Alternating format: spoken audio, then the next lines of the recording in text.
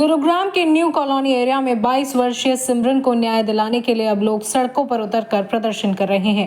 पीड़ित परिवार की माने तो 18 महीने बीत गए, लेकिन अब तक उन्हें न्याय नहीं मिला। आप तस्वीरों में देख सकते हैं, आंखों में आंसू और हाथ में कैंडल थामे ये वो परिवार है जिनकी 22 साल की बेटी दुनिया छोड़कर चली गई और अब ये परिवार कैंडल मार्च निकालकर अपनी बेटी के लिए न्याय मांग रहे हैं। मृतक के परिजनों की माने तो 18 महीने पहले उनकी बेटी सिमरन को खांसी जुकाम हुआ था और उनकी तबीयत खराब हो गई थी। परिजनों से लेकर पास के अस्पताल गए, लेकिन अस्पताल में ऐसा इंजेक्शन दे दिया गया जिससे उसकी मौत हो गई। जिसके बाद परिजनों ने इसकी शिकायत थाने से लेकर जिले के उच्च अधिकारियों तक की, लेकिन कार्यवाही नहीं हुई। दर दर की ठोकरें खाने के बाद परिजनों ने शनिवार को शांतिपूर्ण कैंडल मार्च निकालकर न्यू कॉलोनी थाने के बाहर प्रदर्शन किया और इंसाफ की गुहार लगाई। इस प्रदर्शन में सैकड़ों लोग शामिल हुए। भारी पुलिस सुरक्षा में कैंडल मार्च किया गया।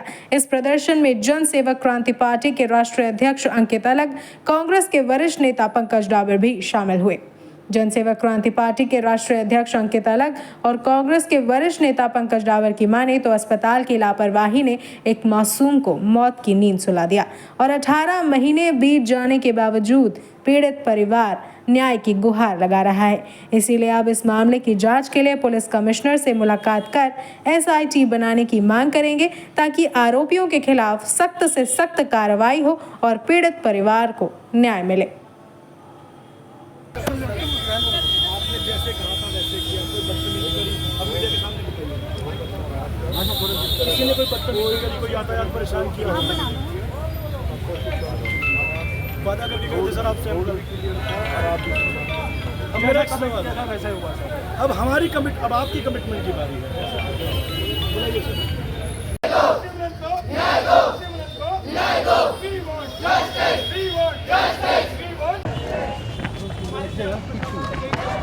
लोग भाई सब चलो ना एक बार, चलो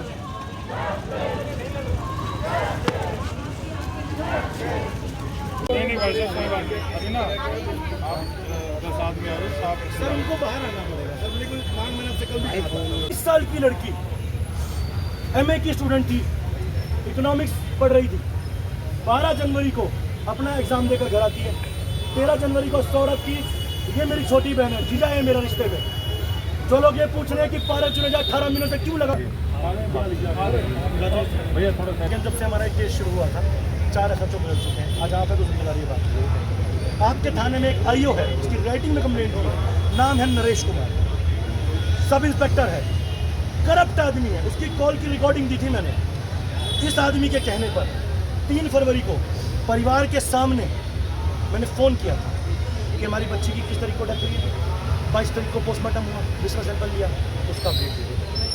तीसरा सैंपल तो यहाँ पड़ा है, अभी बल्कि अचार बना के खाएगा। दूसरा सैंपल 10 दिन क्या कर रहे थे, CCTV फुटेज नहीं लिया। बस हमें इंसाफ चाहिए। मेरी बेटी को ऐसा कुछ भी नहीं, उन्होंने इंजेक्शन लगाया, मेरी बेटी स्टॉप करती रही। उन्होंने कहा ऐसा मेरे को ईचिंग हो रही है, उसने अपनी कैप उतार दी, सॉक्स उतार दी, बोले मुझे बहुत ईचिंग हो रही है, इंजेक्शन स्टॉप करो। उन्होंने कहा ये सब कुछ ऐसा होता है। उन्होंने उस इंजेक्शन को पूरा लगा दिया। लगाते लगाते वो उसकी आवाज़ बंद हो गई और वो अपने भाई को इशारा करती रही, लेकिन उन्होंने वहीं पे ऑन द स्पॉट उसका यूरिन पास हो गया और वहीं पे डेथ हो गई।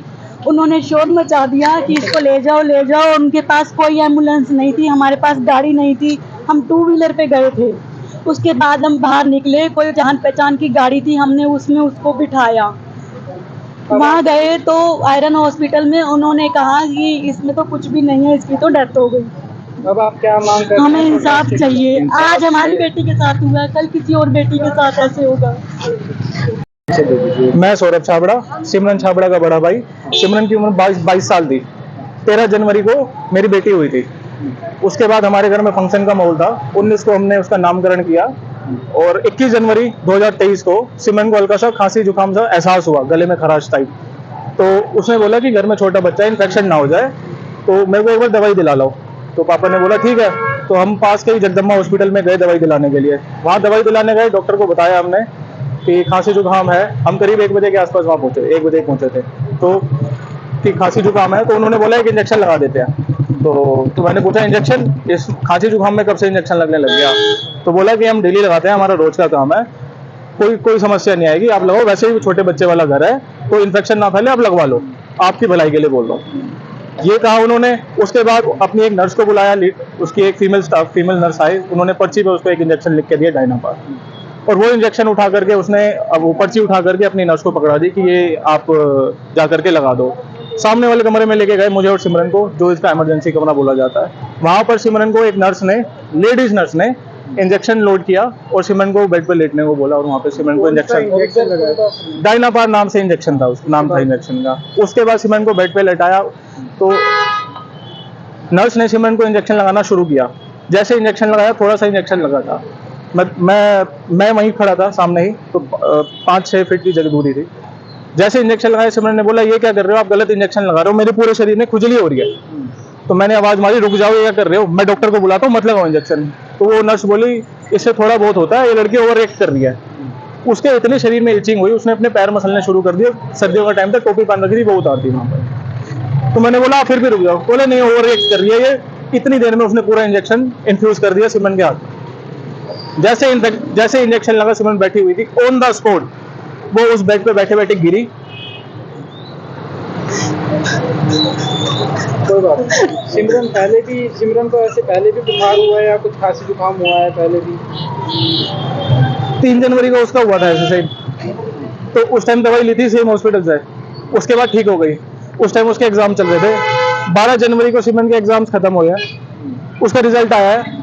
MA इकोनॉमिक्स कर रही थी MIT यूनिवर्सिटी से, शी स्कोर्ड 96%। PhD की रिसर्च उसने अपना पोस्ट ग्रेजुएट खत्म होने से पहले सबमिट कर दी थी। She was that intelligent. कोई बात नहीं। अब आप सिर्फ 2 मिनट के अंदर आपने इसकी पुलिस को FIR करवाई थी 21 जनवरी को। हमने पुलिस स्टेशन में अपनी कंप्लेंट लिखी। उस दिन हमें बोला गया कि कोई कंप्लेंट FIR कोई नहीं हो सकती आपके केस में जब तक मेडिकल बोर्ड नहीं बोलता। हमने खूब हाथ जोड़े, खूब पैर पड़े कि हमारे साथ सारी सबूत है, आप लिखो, क्यों नहीं लिख रहे हो? बोले हम लिख ही नहीं सकते, हम मजबूर है। उसके बाद से हमने हर जगह धक्के खाए, PM को लेटर लिखा, CM को लेटर लिखा, हर जगह लेटर लिखे, DC को लेटर लिखा। 1.5 महीने के बाद हमारे पास एक DC के रिस्पॉन्स आता है कि आपका एक मेडिकल बोर्ड बना दिया गया। 21 जनवरी 2023 को उसकी डेथ हुई थी, 6 जून को उसका मेडिकल बोर्ड बना, जो कि कब होना चाहिए था? सेम डे होना चाहिए था। वैसे यहाँ पे सब बात करते हैं कि नारी बचाओ, बेटी बचाओ, क्या बेटी बचा रहे हैं लोग? कोई एक सांस नहीं फूक रही है किसी की यहाँ से। आज आप प्रोटेस्ट कर रहे हैं, किस लिए प्रोटेस्ट कर रहे हैं? आज मैं उसको जस्टिस दिलाने के लिए प्रोटेस्ट कर रहा हूँ। आज यहाँ किसी को कुछ नहीं पता है, मैं सबको ये बताना चाहता हूँ कि हम लड़ रहे हैं, हमें सपोर्ट करें। जल्दी से जल्दी हम चाहते हैं उस डॉक्टर के ऊपर सख्त कानूनी कार्रवाई हो, एज पर लीगल हो, एज पर प्रोसेस हो। हम कोई किसी पर दबाव नहीं बढ़ाना चाह रहे हैं, कोई दबाव नहीं करना चाह रहे हैं। मेरी सिर्फ सरकार से, प्रशासन से यही गुजारिश है, इसके ऊपर जल्द से जल्द बहुत सख्त कार्रवाई की जाए। हमारे सारे एविडेंस पुलिस के पास जमा है, कोर्ट में भी जमा है। उस एविडेंस के बिहाव पर डिसीजन लिया जा सकता है।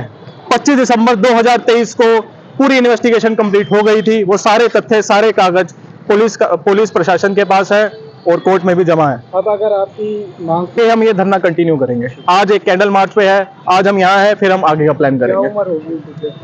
बड़ा परिवार, उनकी बेटी एक मामूली खांसी जुकाम के इलाज के लिए यहाँ पे एक जगदम्बा अस्पताल है, वहाँ गई थी और वहाँ पे उनको एक ऐसा इंजेक्शन लगाया जो उनकी मृत्यु हो गई। ये कहीं ना कहीं उस जगदम्बा अस्पताल के जो डॉक्टर थे उनकी लापरवाही से उस बेटी की मृत्यु हुई और परिवार उस 17 महीने से अपनी बेटी के लिए इंसाफ मांग रहा है।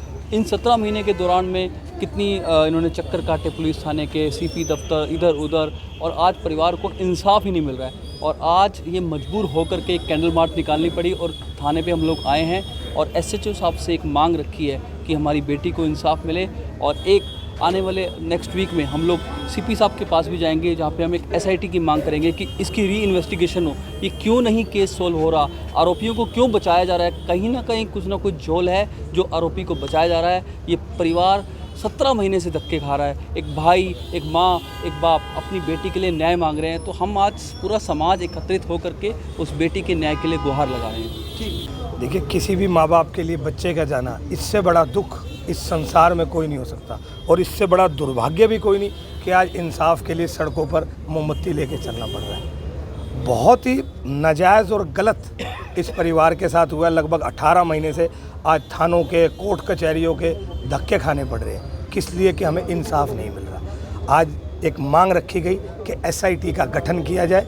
ये आपके माध्यम से हम सीपी साहब से मांग भी करते हैं, एक एसआईटी बनाई जाए और पूरी पारदर्शिता के साथ वो जांच करे। इस तरीके से लीपापोती के साथ नहीं। जो भी इसमें दोषी है, डॉक्टर दोषी है या हॉस्पिटल दोषी है, उस पर तुरंत कार्रवाई करी जाए और अब तक क्या कार्रवाई करी गई उसकी रिपोर्ट सार्वजनिक करी जाए।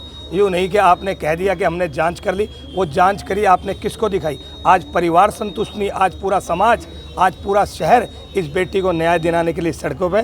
और मैं आपके माध्यम से कहता हूं कि कोई राजनीतिक बात नहीं, कांग्रेस पार्टी इस परिवार के साथ पूर्ण रूप से कंधे से कंधा मिलाकर साथ खड़ी रहेगी। जब तक इस परिवार को न्याय नहीं मिलेगा तब तक हम लोग चैन से नहीं आज तो कैंडल मार्च आपने निकाला था, क्या इसके बाद भी क्या इस लड़ाई को और मजबूती से लड़ी जाएगी? बिल्कुल, अगले हफ्ते में हम लोग सीपी साहब से मिलेंगे और एसआईटी गठित करने की मांग करेंगे कि भाई किस तरीके से इस पे आगे हम लोग क्या कार्रवाई कर सकते हैं। बिना एसआईटी के मुझे नहीं लगता कि भाई मैं थाने के अंदर होकर भी कह रहा हूँ, जांच तो पुलिस वालों ने ही करी, उसका क्या नतीजा निकला? एक एसआईटी गठित करी जाए और उसमें इस परिवार को न्याय दिलवाया जाए। नहीं भाई साहब, कोई बात नहीं। अभी ना आप 10 आदमी आ रहे, साफ